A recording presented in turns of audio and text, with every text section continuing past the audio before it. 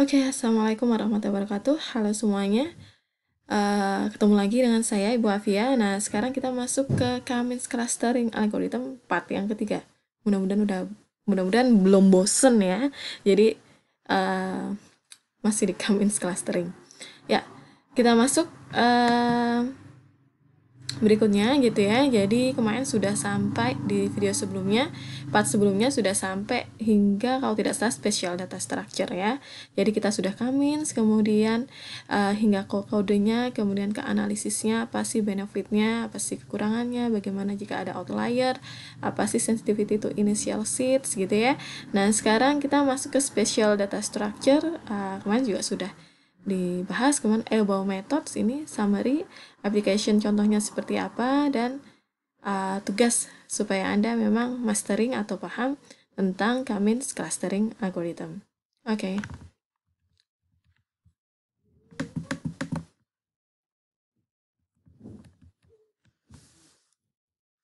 Oke. Sebentar saya preview.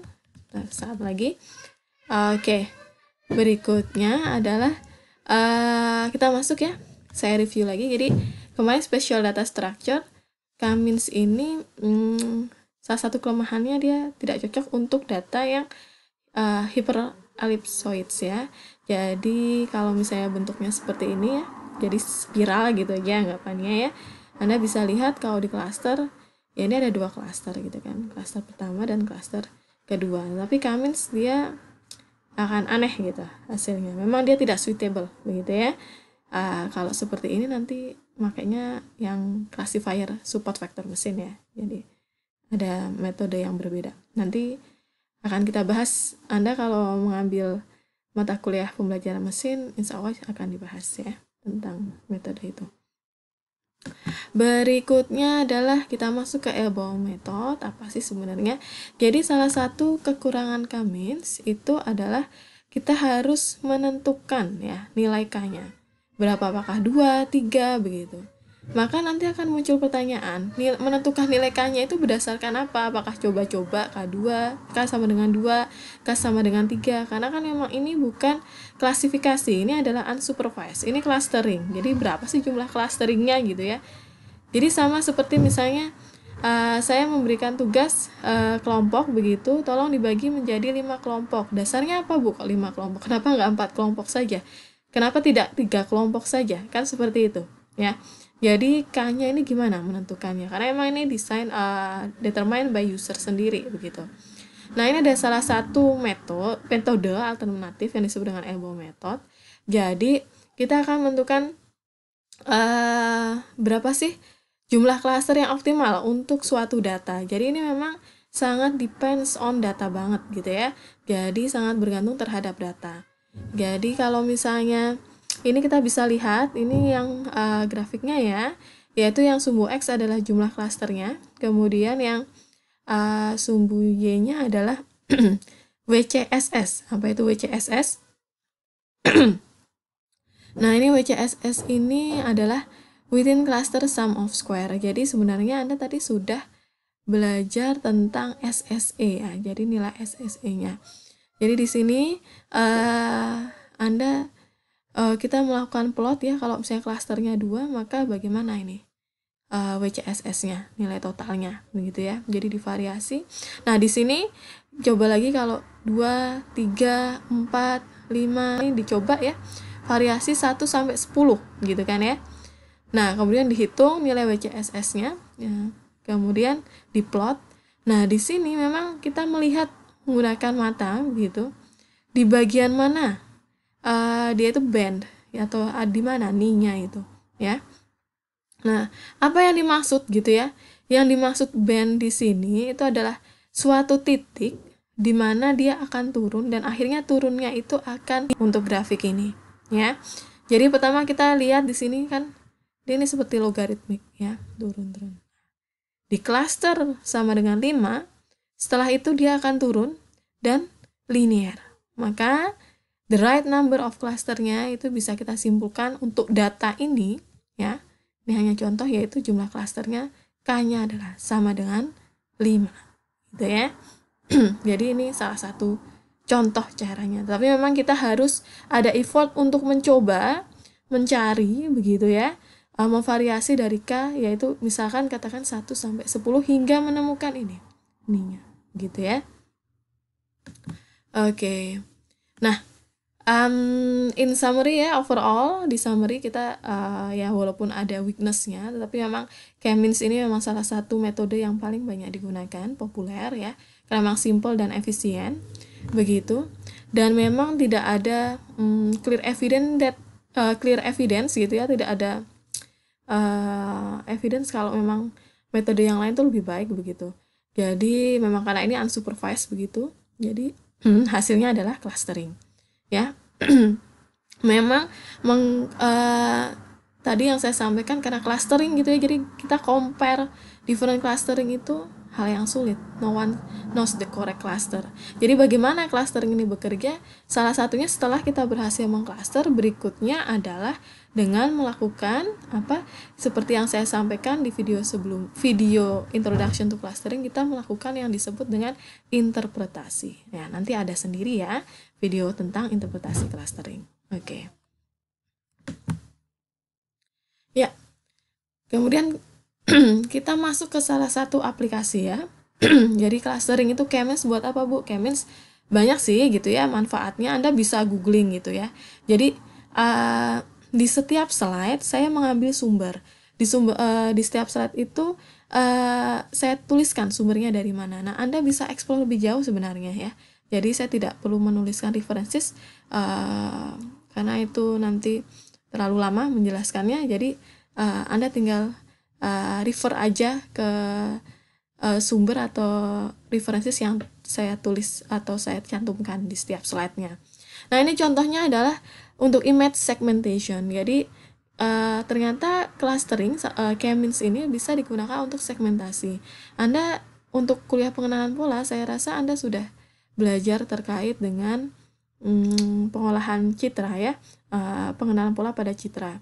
Nah, ini Anda seharusnya sudah mengenal istilah image segmentation, yaitu segmentasi membedakan mana foreground dan background, kan istilahnya seperti itu.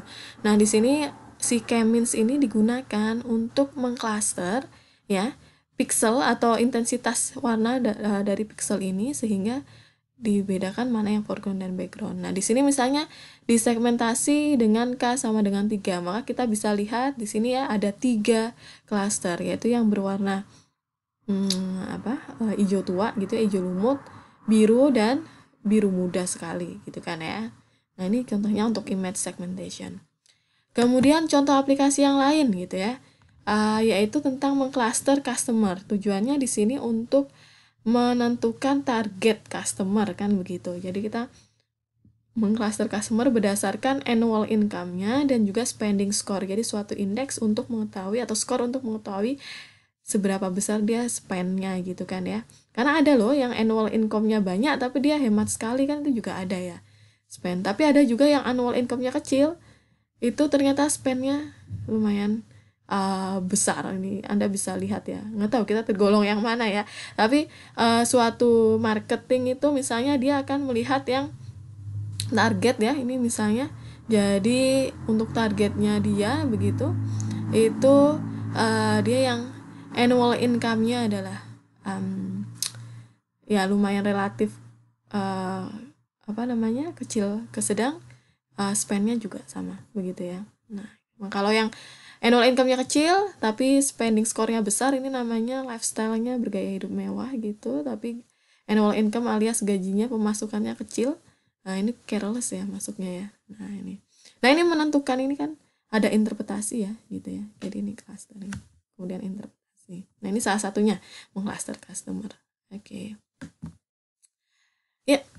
Nah, di sini untuk berikutnya saya meminta Anda untuk mengerjakan tugas untuk memahami lebih jauh ya. Yaitu yang pertama, data pertama adalah ini untuk image segmentation. Data pertama menggunakan image panoramik ya. Jadi sama yang seperti di sini ada panoramik, itu pantai, kemudian Anda melakukan segmentasi. Itu yang data yang pertama. Kemudian data yang kedua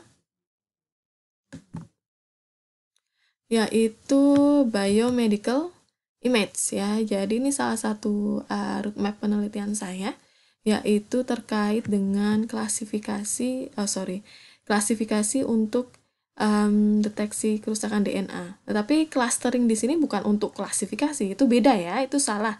Clustering itu ya clustering. Nah, clusteringnya ini digunakan untuk step image segmentation. Jadi melakukan segmentasi, bukan klasifikasinya.